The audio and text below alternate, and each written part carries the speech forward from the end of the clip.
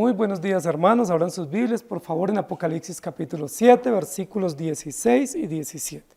Continuamos en esta mañana nuestra serie expositiva, Jesucristo, Cordero Vencedor, culminando con el estudio del capítulo número 7, que es un interludio entre los 6 sellos iniciales y luego el séptimo sello y la apertura de la nueva serie, que son las 7 trompetas. El texto que nos corresponde hoy dice: ya no tendrán hambre ni sed, y el sol no caerá más sobre ellos ni calor alguno, porque el Cordero que está en medio del trono los pastoreará y los guiará a fuentes de aguas de vida, y Dios enjugará toda lágrima de los ojos de ellos. Este texto, que es el que estamos analizando en esta mañana, nos da una oportunidad hermosa de nosotros considerar parte del cuidado y la providencia de nuestro Dios, del Señor Jesucristo, que funge en esta parte del capítulo como pastor, como cuidador, como preservador de su pueblo. Hemos venido analizando que el capítulo número 7 describe una multitud innumerable, en algún sentido dos tipos de multitud, o dos visiones de una misma multitud. La visión inicial de los 144,000 sellados, que es la visión de la multitud desde el cielo, es decir, el número preciso de los salvos redimidos por la sangre del Cordero, que es exacto, preciso y que corresponde a todos los periodos de la historia, desde Génesis hasta el cierre de la consumación de la redención.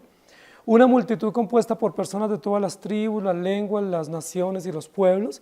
Es una multitud innumerable que atestiguan de la obra perfecta del Cordero y de la eficacia de la consumación de la redención. Luego, seguidamente vamos a ver otra multitud, que es la misma multitud, pero vista desde la tierra. Son dos visiones interesantes. En esa visión de la tierra vamos a ver que Juan dice que es una multitud incontable que nadie podía ver, nadie podía saber, igual manera de todas las tribus, lenguas, pueblos y naciones, y que clamaban a Dios diciendo: la salvación pertenece a nuestro Dios que está sentado en el trono. Hay toda una participación de ángeles que exaltan la obra de la redención. Hay todo un culto celestial donde se confirma y se atestigua que esa salvación es eficaz y que ha sido eventualmente determinada y sellada por la obra de la redención. Esa multitud, vestida de ropas blancas y con palmas en las manos, celebra al Cordero que está sentado en el trono, porque Él ha emblanquecido sus ropas y los ha hecho aptos para el día de la redención. Todo este cuadro preciosísimo del capítulo número 7, todo ese cuadro maravilloso, sublime del capítulo número 7, se cierra con la parte final, que es la que nos corresponde hoy. Dice: ya no tendrán hambre ni sed, y el sol no caerá más sobre ellos ni calor alguno, porque el Cordero que está en medio del trono los pastoreará y los guiará a fuentes de aguas de vida, y Dios enjugará toda lágrima de los ojos de ellos. Es supremamente interesante cómo el desarrollo del pasaje no solamente describe la gloriosa salvación y la eficacia del Redentor en la redención de los elegidos, sino que también vamos a ver cómo esta multitud salva describe de manera interesante cada aspecto de la obra del Cordero. Primero lo describe como mediador, luego lo describe como redentor eficaz, luego lo describe como juez, como señor, como rey, y va a terminar el capítulo número 7 describiéndolo como pastor. Y hay todo un juego de términos, porque es un cordero redentor, pero también es un cordero pastor. Uno de los oficios más antiguos en el Oriente fue el oficio de pastores. Una vez los pueblos nómadas dejaron de vivir de la caza o de la cacería, ellos comenzaron a domesticar animales para el consumo.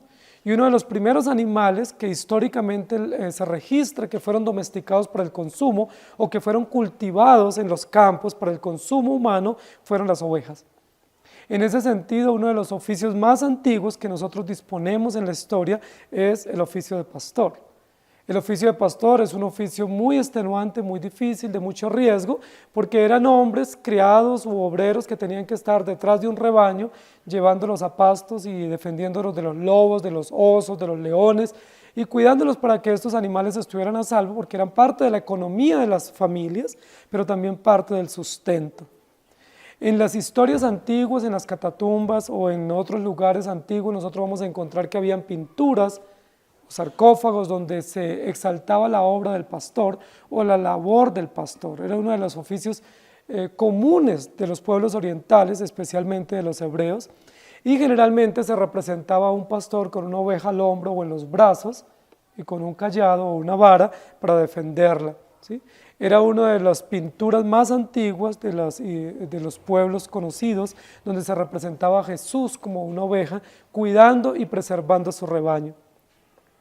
Nosotros hoy en día también tenemos muchos cuadros y figuras que representan la obra de un pastor con su oveja, pero generalmente estas figuras exaltan la obra del pastor y reconocen como si el oficio de pastor fuera muy digno, muy noble, pero realmente en la historia antigua la vida del pastor valía mucho menos que la vida de una oveja.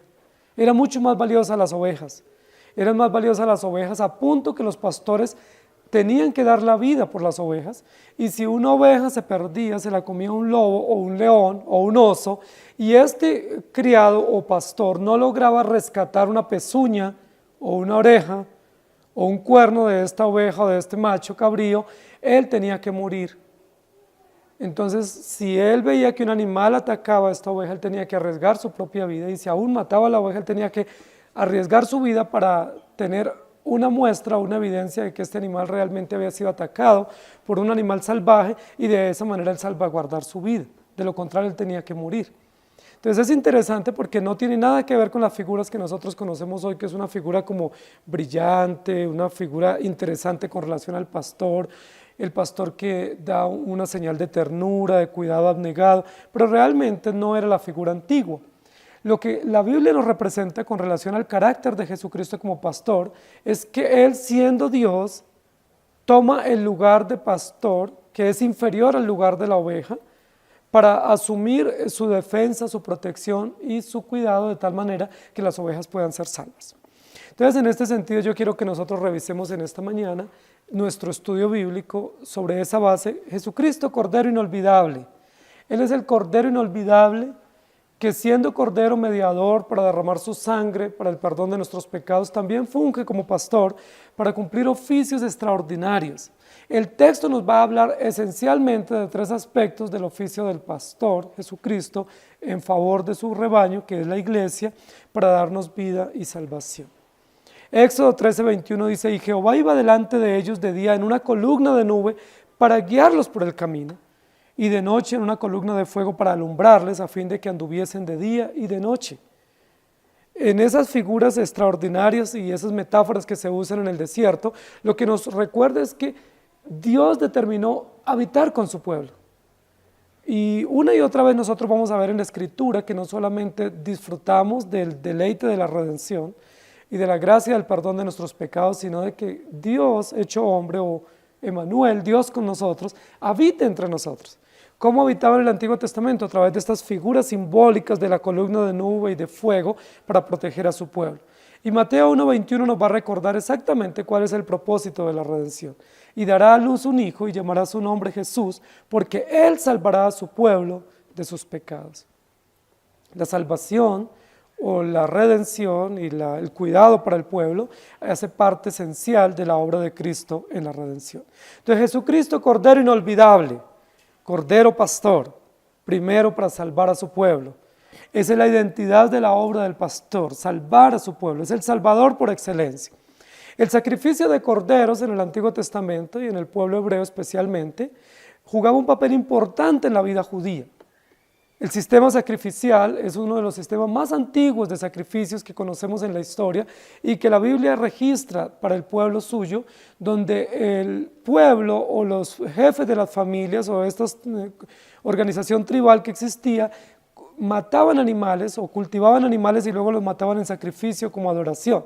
Pero ese sistema de sacrificio no solamente recordaba un acto de adoración, sino también era una forma de evocar un redentor y un medio de redención, es decir, recordar un cordero redentor y el oficio de la salvación. Jesús, luego de comer la cena pascual en Getsemaní, dice la Biblia que él mismo sustituye a este cordero pascual de la cena por sí mismo, porque se entrega voluntariamente para ir a la cruz y ser puesto en el altar del sacrificio o en la crucifixión, derramando su sangre, cumpliendo todas las disposiciones del pacto. En el sacrificio de la alianza o en el sacrificio del pacto eterno de la redención, Dios se compromete a cumplir fielmente su palabra. Esa palabra había sido determinada en el pacto eterno de redención, había sido ratificada, revelada a Adán y a todos los patriarcas, y a lo largo de la historia del pueblo de Israel, el arca de la alianza y el pacto de la alianza, o el pacto de la redención, indicaba que vendría un cumplidor, y que ese cumplidor debería derramar su sangre, y con su sangre sellar la alianza o sellar el pacto de salvar a su pueblo, y de esa manera establecer un rebaño y un pastor, y establecer un reino superior, un reino diferente. La alianza de Dios es perfecta. El pacto de Dios tiene fiel cumplimiento porque Jesucristo nos redime del pecado y nos asegura de esa manera el cielo o la vida eterna. ¿Cuál es la forma como Él asegura la vida eterna a su pueblo? A través de su sangre derramada. Entonces, uno de los primeros oficios que vamos a ver que Jesucristo cumple como pastor de su pueblo o como Cordero Redentor es ser el salvador de sus hijos, el salvador de los elegidos. Es de los primeros oficios que nosotros vamos a ver cumplidos, y por eso cuando se da la anunciación en Mateo capítulo 1 dice, porque Él salvará a su pueblo de sus pecados.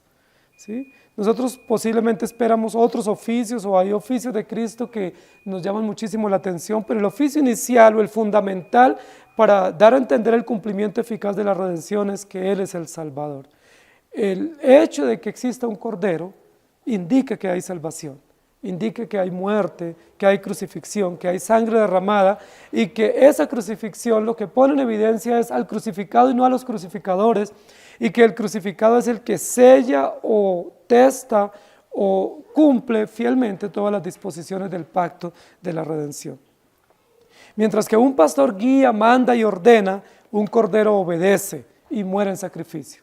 En este cuadro que nosotros estamos viendo en este texto, se va a unir de manera maravillosa, de manera milagrosa, misteriosa, estos dos elementos metafóricos que tienen que ver con Cristo, y es que Él es el Cordero Pascual, pero además Él es el pastor de ese rebaño. Es decir, pastor y rebaño, dos figuras unidas, Jesucristo el Cordero, pero también Él al dar su vida como Cordero se constituye eficazmente como el buen pastor que cuida y bendice su pueblo y defiende su rebaño. El pastor, Jesucristo, cumple todos los ritos eficaces para la redención y nos muestra que Él entregó su vida voluntariamente, nadie se la quitó, sino que Él voluntariamente va a la cruz y defiende a sus elegidos de todos estos animales salvajes que les querían destruir, y les reúne como pueblo suyo. Juan capítulo 1, 29 dice, al siguiente día vio Juan a Jesús que venía a él y dijo, he aquí el Cordero de Dios que quita el pecado del mundo, el Cordero de Dios. Y quiero que leamos en Éxodo 24, 3 al 8, unos textos que tienen que ver con esto. Dice, Moisés vino y contó al pueblo todas las palabras de Jehová y todas las leyes, y todo el pueblo respondió a una voz y dijo, haremos todas las palabras que Jehová ha dicho. Y Moisés escribió todas las palabras de Jehová, y levantándose de mañana edificó un altar al pie del monte, y 12 columnas según las 12 tribus de Israel, y envió jóvenes de los hijos de Israel, los cuales ofrecieron holocaustos y becerros como sacrificios de paz a Jehová. Y Moisés tomó la mitad de la sangre y la puso en tazones, y esparció la otra mitad de la sangre sobre el altar. Y tomó el libro del pacto y lo leyó a oídos del pueblo, el cual dijo, haremos todas las cosas que Jehová ha dicho y obedeceremos. Entonces Moisés tomó la sangre y roció sobre el pueblo y dijo, he aquí la sangre del pacto que Jehová ha hecho con vosotros sobre todas estas cosas. La ceremonia que indicaba en el Éxodo el cumplimiento o la celebración de la expiación, que tiene que ver eficazmente con el cumplimiento del pacto, nos recuerda que esa disposición pactual que implica unos edictos o unos decretos, también implica la muerte de unos corderos y una sangre derramada, evocando la muerte de Jesucristo. Lucas capítulo 15, versículos 4 al 7 dice, ¿qué hombre de vosotros, teniendo 100 ovejas, si pierde una de ellas, no deja las 99 en el desierto y va tras las que se perdió hasta encontrarla, y cuando la encuentra la pone sobre sus hombros gozoso? Y al entrar a casa reúne a sus amigos y vecinos diciéndoles, gozaos conmigo, porque he encontrado mi oveja que se había perdido. Os digo que así habrá más gozo en el cielo por un pecador que se arrepiente, que por 99 justos que no necesitan de arrepentimiento. La parábola de la oveja perdida nos recuerda el amor abnegado y la entrega sacrificial de Jesucristo como pastor en defensa y en cuidado y en preservación de su pueblo. Lo primero que nos recuerda es la identidad de Jesucristo como Cordero, que es Salvador de su pueblo y que muere para recordarnos que Él es el Cordero inolvidable e invaluable para defender a su pueblo. El texto que nosotros estamos mirando dice: ya no tendrán hambre ni sed, y el sol no caerá más sobre ellos, ni calor alguno, porque el Cordero que está en medio del trono los pastoreará, y los guiará a fuentes de agua de vida, y Dios enjugará toda lágrima de los ojos de ellos. Lo primero que hemos dicho en esta mañana es que estas multitudes que están en la presencia del Señor y que son vistas por Juan, representando personas de todas las razas y condiciones y que exaltan a Jesucristo como el Cordero vencedor y reconocen que la salvación pertenece a Él, esta multitud tiene a Jesucristo como su Salvador, pero lo tiene también como su pastor. Es decir, ellos han sido salvos para poder estar allá. ¿Cómo sabemos eso? Primero, porque están en la presencia del Cordero. Segundo, porque están con vestiduras blancas y con palmas en las manos y con ropas que han sido emblanquecidas y han lavado sus vestiduras con la sangre del Cordero. Entonces, no hay duda que esta multitud han sido redimidos de todos los rincones de la tierra, de todas las condiciones y épocas, y que ellos han sido salvos. Es decir, este Cordero inolvidable, lo primero que les ha otorgado es la salvación. Por eso están en la presencia, por eso cantan, por eso celebran, por eso ellos, y cuando Juan es interrogado por uno de los ancianos y le pregunta: ¿qué esta multitud quiénes son y de dónde han salido? Juan dice: Señor, tú lo sabes. Es decir, tú eres el Salvador de ellos, y tú como Salvador que entregaste tu vida por ellos, sabes exactamente quiénes son, de dónde han salido y por qué están aquí, y por qué tú eres el centro y la razón de esta celebración.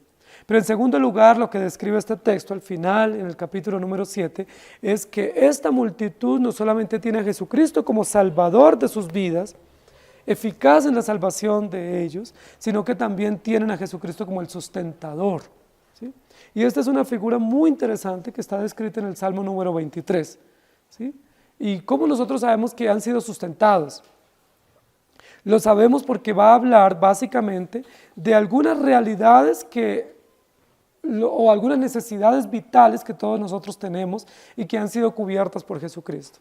Lo primero que va a decir el versículo número 16 es: ya no tendrán hambre ni sed, y el sol ya no más caerá sobre ellos ni calor alguno. Recuerden que dos necesidades básicas que tenemos los seres humanos es el alimento y la bebida, ¿sí? Esas son dos necesidades esenciales. Nos han dicho que hay otras necesidades básicas, ¿cierto? Como el descanso, como el techo, como el vestuario. Y por supuesto son necesidades también esenciales, pero las necesidades vitales de cualquier persona, en cualquier lugar y momento, son o es alimento y bebida. Una persona no puede permanecer algunos días sin alimento o sin bebida porque va a morir, o inmediatamente se deshidrata o se debilita, y lo más fácil es que la persona pues esté ya propensa a la muerte rápidamente. Nos hemos dado cuenta cuando ha habido guerras o cuando hay calamidades naturales, cómo las personas no solamente afrontan la calamidad, sino que en pocos días, si no reciben alimento, no reciben provisión, pues la situación de vida para ellos está en riesgo. Entonces, lo que el texto nos va a decir aquí es que esta multitud ya no tendrá hambre ni sed. Es decir, lo primero que apunta es a dos necesidades vitales y a dos necesidades que nosotros tenemos que suplir a diario. Es decir, todos los días tenemos que alimentarnos y todos los días necesitamos beber líquidos. De esa manera, lo que está diciendo aquí el texto es que el Señor Jesús, que es el Salvador de su pueblo, no solamente les perdona sus pecados, sino que les sustenta a diario. Da una provisión diaria constante de tal manera que ellos no tengan hambre ni sed. Si ustedes revisan un poco en el texto anterior, el número 15, dice: y les sirven de día y de noche. Ahora, es llamativo porque el versículo número 15 está relacionado con el 16, ya no tendrán hambre ni sed, y el hambre y la sed es una necesidad de día y de noche. Es decir, aquel pueblo redimido se ocupa de servir al Señor y el Señor se ocupa de proveer para ellos y suplir todas sus necesidades. Una figura extraordinariamente hermosa. Si nosotros somos llamados a servir al Señor de día y de noche, pues Él suple nuestras necesidades.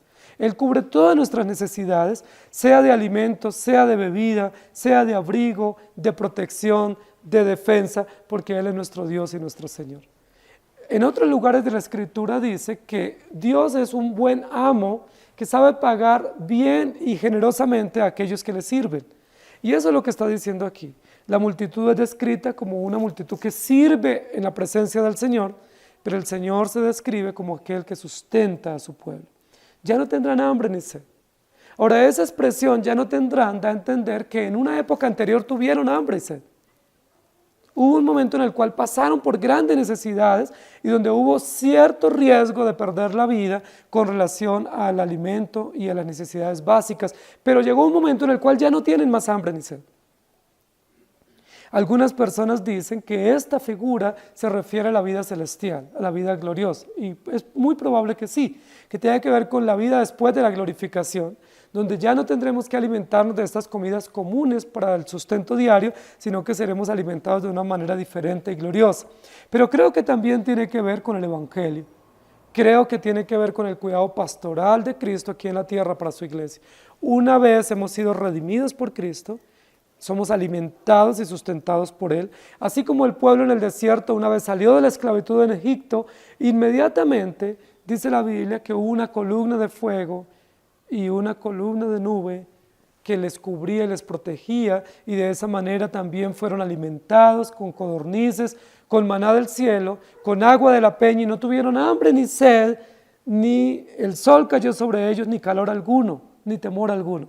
Ese texto relata con claridad los eventos milagrosos de la providencia de Dios para el pueblo cuando estuvo en el desierto. 40 años el pueblo fue protegido y fue sustentado milagrosamente. Recordemos que una vez salieron, lo primero que clamaron fue: no tenemos agua para beber, vamos a morir de sed en el desierto.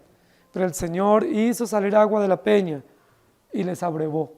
Y luego ellos tuvieron hambre y que se quejaron a Dios, y Dios les proveyó alimento, y luego les proveyó toda una cubierta con nube y un fuego de noche para ser protegidos y guardados, de tal manera que ellos no pasaron ninguna necesidad básica. Y las que ellos vieron como necesidades realmente fueron reclamos por parte de su pecado y su rebeldía, pero no tuvieron necesidad. ¿Por qué? Porque el Señor, que es nuestro pastor, nos sustentó y nos sustenta.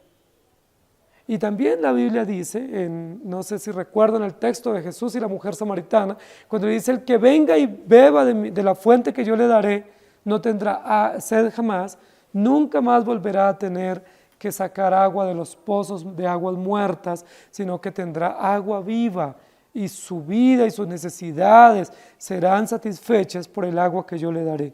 No tendrán hambre ni sed jamás. Jesús dijo: yo soy el pan de vida. ¿Sí? El que me come o el que come de mí no tendrá hambre nunca más. Y yo soy el agua viva, y el que bebe de mí nunca más tendrá sed. Este texto no está refiriéndose a una vida gloriosa donde ya no tengamos que tomar alimento y donde seamos como cuerpos celestes. La Biblia no dice que seremos cuerpos celestes, no dice que seremos ángeles, sencillamente dice que seremos cristianos o creyentes transformados. Pero esta es una evidencia de la redención. Por eso servimos al Señor, porque Él es nuestro pastor que nos ha salvado, pero también nuestro sustentador, que providencialmente provee alimento del cielo, agua de la peña, y hace que no nos fatiguen las angustias y las ansiedades normales de la vida. No caerá más sobre ellos ni calor alguno. Qué cuadro más extraordinario de providencia del Señor. Qué cuadro más extraordinario de generosidad, de bondad. El Salmo número 23 dice: preparas mesa delante de mí ante mis angustiadores. ¿Sí? Me lleva a pastos delicados y junto a aguas de reposo me pastoreará. Conforta mi alma, me guiará por sendas de justicia por amor de su nombre. Por tanto, no temeré mal alguno, aunque esté en valle de sombra de muerte. Esta es una descripción del cuidado pastoral de Cristo para su iglesia, porque el Cordero que está en medio del trono los pastoreará. Ahora, este no es un cordero itinerante preparado para el sacrificio, ya fue sacrificado. Ese es un cordero que está en el trono, es decir, es un cordero vencedor, victorioso, un cordero soberano, eficaz para guardar y proteger a su pueblo y defenderlo de cualquier calamidad. Es un cordero que es capaz de sostener a las más débiles y de proveer abundante alimento y de poner una mesa suculenta para su pueblo de tal manera que nunca más tengan hambre ni sed. El texto está describiendo que hay una condición anterior y ahora hay una condición nueva, o que ha habido un estado del cual ha sido transformado para nunca más caer de allá. Y este texto, y con esta descripción tan sencilla, nos recuerda nuevamente que los favores de Dios o las bendiciones de Dios son seguras y son fieles. No dice por un periodo no tendrán hambre y sed, no dice por unos días, no dice es probable que algún tiempo se les suplan sus necesidades.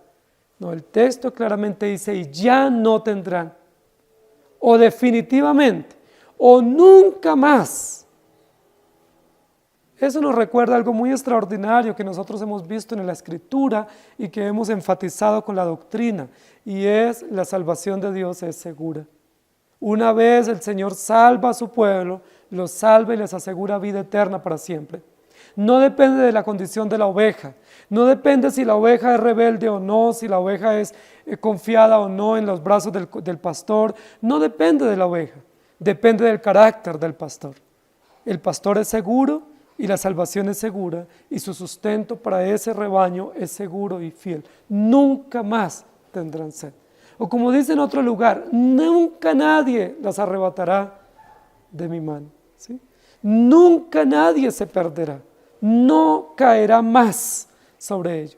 A esas dos expresiones, ya no tendrán hambre ni sed, o no caerá más sobre ellos, o ni calor alguno, son expresiones superlativas para mostrarnos la certeza, la veracidad y la seguridad del carácter providente de Jesucristo como Cordero inolvidable o como Cordero sustentador.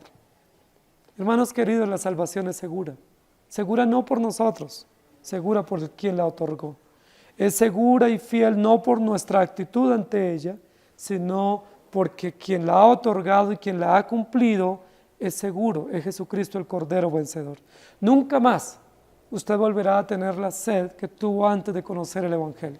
Nunca más volverá a recoger migajas en la cesta del mundo y del pecado, porque Cristo, que es nuestro alimento, nos ha saciado. Y aquel que ha probado el manjar de la mesa del Señor y que ha bebido de su agua viva, nunca más deseará volver a alimentarse de las migajas o de las algarrobas que comen los cerdos, como lo describe la parábola del hijo pródigo.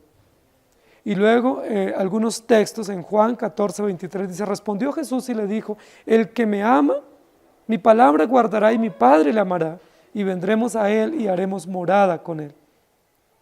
¿No sabéis que sois templo de Dios y que el Espíritu de Dios mora en vosotros? Si alguno destruye el templo de Dios, Dios le destruirá a él, porque el templo de Dios, el cual sois vosotros, santo es. Dice esto en 1 Corintios 3, 16 y 17. Y luego en 1 Corintios 6, 19 dice, ¿o ignoráis que vuestro cuerpo es templo del Espíritu Santo, el cual está en vosotros, el cual tenéis de Dios y que ya no sois vuestros? Y luego en 2 Corintios 6, 16 dice, ¿y qué acuerdo hay entre el templo de Dios y los ídolos? Porque vosotros sois el templo del Dios viviente, como Dios dijo, habitaré, andaré entre ellos y seré su Dios y ellos serán mi pueblo. Y en Efesios 2, 22, en quien vosotros también sois juntamente edificados para morada de Dios en el Espíritu. Recordemos que el comienzo del capítulo número 7 nos habla del tabernáculo, ¿sí? Y de una tienda que ha sido extendida a favor de los creyentes para cubrirlos con esa piel del animal sacrificado para darles seguridad de justicia y de salvación. Pero luego ahora nos recuerda con estos textos que leímos que la razón por la cual el Señor provee alimento y provee sustento y provee abrigo es porque Él ha determinado morar entre nosotros. Y una de las determinaciones de Dios de morar entre su pueblo son de las acciones de mayor condescendencia. Él no solamente condesciende para perdonar nuestros pecados y morir en nuestro lugar, sino que Él permanece con nosotros. Yo no sé cómo ustedes toman ese ejemplo de la Escritura, esa figura de la Escritura, pero es una figura extraordinariamente hermosa, porque Él hubiera podido descender, morir por su pueblo y regresar. Pero dice la Biblia, yo no los dejaré huérfanos, yo estaré con vosotros siempre, yo estaré con ustedes siempre, moraré entre ustedes, habitaré entre ustedes, no los dejaré, estoy siempre, cada mañana, en cada momento, en cada circunstancia, estoy con ustedes. Y los textos que leímos dice es que el Espíritu Santo determinó hacer morada en nosotros, morar en nosotros, con nosotros, entre nosotros. Y por supuesto, siendo que el Cordero vencedor, el buen pastor, mora entre nosotros, pues Él es nuestro alimento diario. Tenemos que alimentarnos de Él no solamente lo provee, sino que Él mismo se sirve cada día en nuestra mesa a través de la palabra para que nosotros podamos comer de Él y vivir de Él. El sustento de Cristo como Cordero, como pastor, es la misión que Él cumple entre nosotros. Mateo 6:11 dice, el pan nuestro de cada día, dánoslo hoy. Ya no tendrán hambre ni sed ningún día, porque están sirviéndole al Señor y el Señor se ocupa de sustentarles. Juan 6:33 y 35, porque el pan de Dios es aquel que descendió del cielo y da vida al mundo. Le dijeron, Señor, danos siempre este pan. Jesús les dijo, yo soy el pan de vida, el que a mí viene nunca tendrá hambre y el que en mí cree no tendrá sed jamás. Nuevamente expresiones absolutas, categóricas, nunca tendrá hambre y nunca tendrá sed, que está en concordancia con esta promesa pactual que se define como cumplida en la Escritura, en la presencia de la multitud en el trono celestial. Ya no tendrán hambre ni sed. Y luego en Efesios 5:26 dice, para santificarla, habiéndola purificado en el lavamiento del agua por la palabra. Salmo 36:8, serán completamente saciados de la grosura de su casa y tú los abrevarás del torrente de tus delicias. ¡Qué texto más extraordinario! Toda una poesía, todo un verso poético para describirnos el lujo de detalle, con lujo de detalle la mesa del Señor. Seremos completamente saciados para siempre y abrevados del torrente de sus delicias permanentes.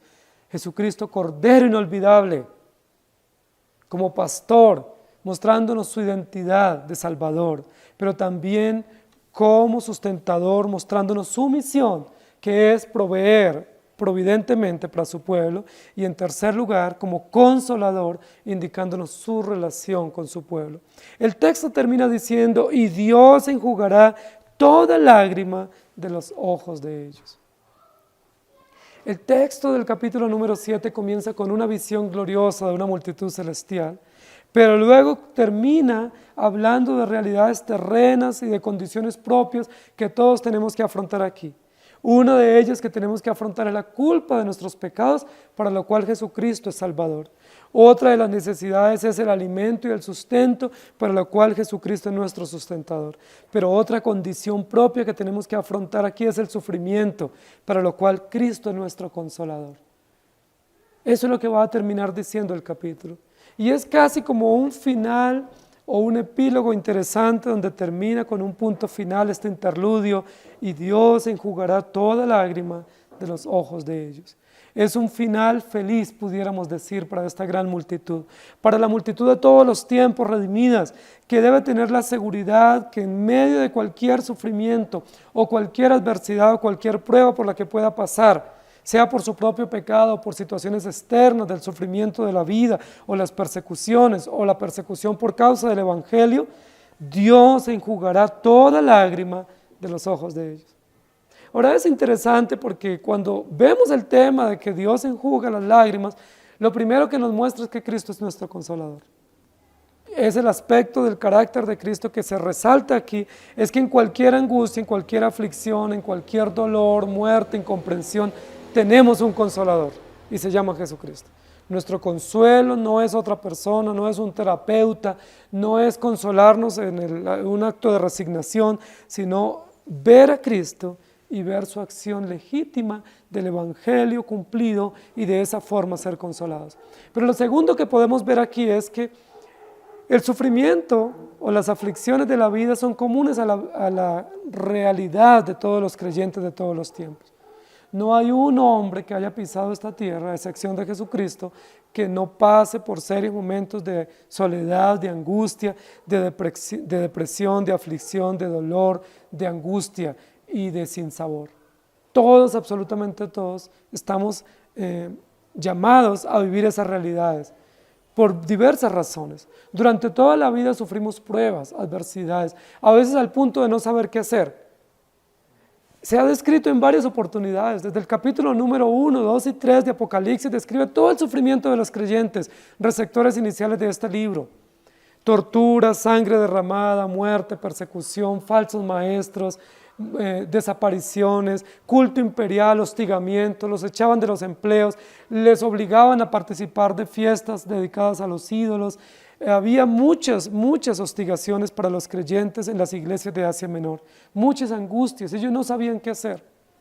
Pero luego a partir del capítulo 4 y 5 y 6 nos hemos dado cuenta que hay otro tipo de sufrimientos, que es el sufrimiento de los creyentes del Antiguo Testamento, cómo desde el primer pecado y desde el pecado que entra en el Edén, Adán y Eva y luego Caín y Abel sufren, y cómo hay consecuencias, muerte, trabajo forzado, injusticia y además asesinato, cómo todas esas realidades de persecución alcanzan a los creyentes de todos los tiempos.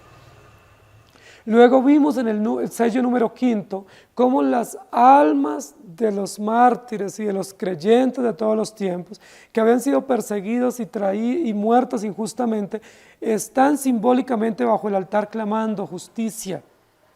Es decir, no descansan de día y de noche, decir ¿hasta cuándo, Señor, Dios justo y poderoso? No vengará nuestra sangre de aquellos que moran en la tierra. Es decir, ¿hasta cuándo nos hará justicia? Y nos traerás consuelo a través de tu obra justa, de pagar a cada uno de acuerdo a sus obras que han cometido contra nosotros.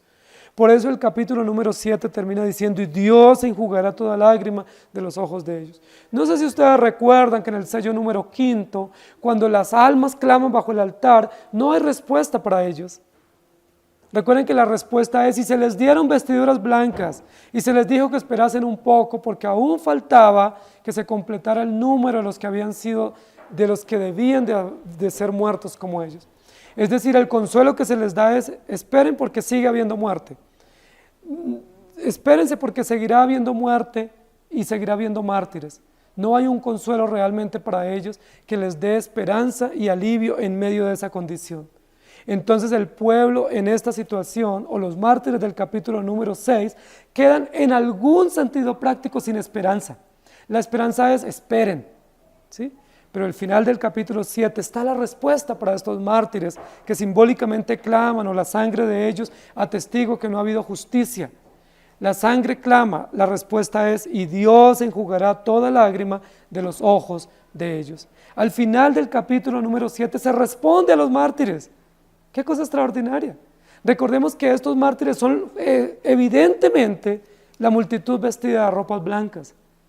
Esta multitud que había sido descrita en el capítulo número 6 como sangre en la tierra, ahora es presentada en el capítulo número 7 como una multitud vestida de ropas blancas. Antes se les habían dado ropas blancas como esperanza, ¿sí? Como espere un poco, por favor.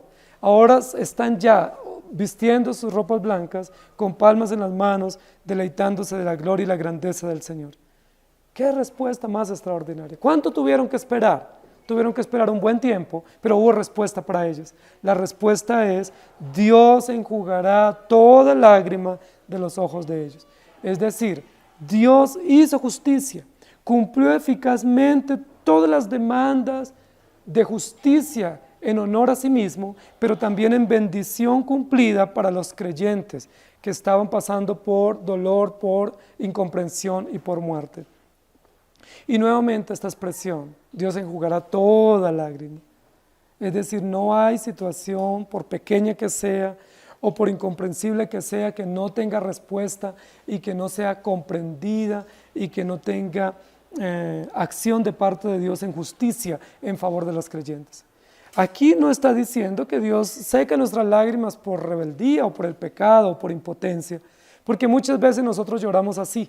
No, aquí está diciendo Dios enjugará las lágrimas del pueblo de Dios que han derramado por acciones de injusticia, de tortura, de persecución, de incomprensión por las pruebas tan difíciles que han pasado por esta tierra. Queridos hermanos, querida iglesia, Jesucristo se presenta aquí como el Consolador. Es una de las figuras o de los oficios que Cristo cumple en la Escritura a favor de su pueblo. Él es el consolador de su pueblo. Cualquier realidad de dolor, de incomprensión que podamos pasar, en Él encontramos seguridad, consuelo, esperanza. No sufrirán privaciones ni aflicciones. El texto no dice que se les quitarán las aflicciones, sino que tendremos consuelo en medio de las aflicciones. El texto no dice que no tendremos dolor, pruebas o turbación. Posiblemente seguirán viniendo y seguirán aumentando, se dice la Escritura, y estén gozosos en medio de las pruebas. Pero lo que el texto nos garantiza de parte de Dios es que en medio de cualquier aflicción, turbación o persecución que genere angustia, dolor y mucha incomprensión de parte nuestra, el Señor tiene una tarea, un compromiso pactual, y es secar o consolar o enjugar toda lágrima de los ojos de ellos. ¿De los ojos de ellos? ¿De quiénes? De su pueblo, de todos los redimidos, de toda esa multitud que será al final presentada como una gran cosecha en ese tabernáculo celestial. De esa gran multitud de todos los tiempos y los rincones de la tierra que será presentada como la cosecha de los creyentes. Recuerden que tabernáculos era la fiesta de las cosechas. Y el capítulo número 7 asocia este momento con un tabernáculo extendido en favor de su pueblo, donde todos los ángeles y los ancianos y todos participan de esta bendición y dan honra y gloria al Cordero vencedor que reina por siempre. Y están vestidos de ropas blancas. Antes estaban desnudos, clamando incesantemente por justicia. Están alimentados, no tendrán hambre ni sed. Antes pasaban necesidades, carencias y adversidades. Y ahora están consolados, pero antes tenían tristezas, aflicciones y grandes lágrimas de incertidumbre.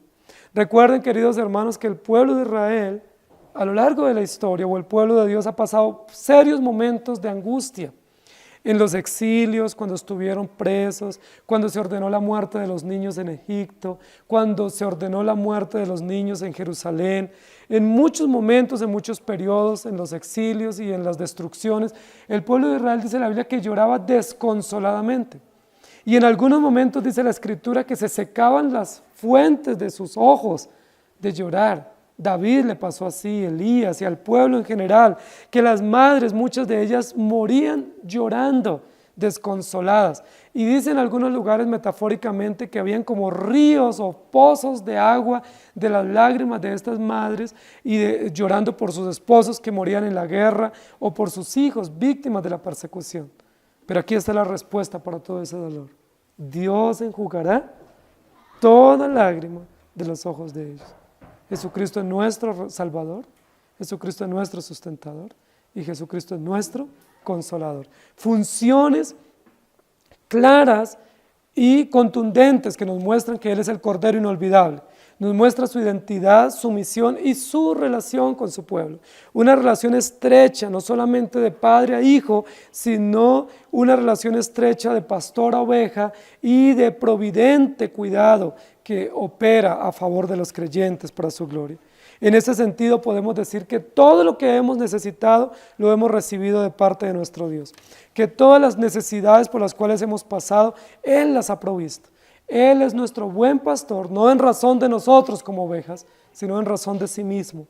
Él es el buen pastor, no porque nosotros seamos ovejas buenas o nobles o tiernas, sino porque Él es fiel y soberano y porque Él nos recuerda que debemos celebrar siempre la salvación que Él nos ha otorgado.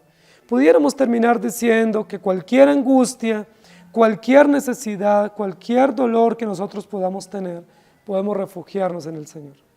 Refugiarnos en Él que perdona la culpa de nuestros pecados, refugiarnos en Él que suple todas nuestras necesidades abundantemente, pero refugiarnos en Él porque Él nos consuela en cualquier necesidad, sea la necesidad más sencilla o elemental, o sea la más grande e incomprensible, Él nos consuela y suple abundantemente. Ezequiel 34, 11 y 12 dice, porque así ha dicho Jehová el Señor.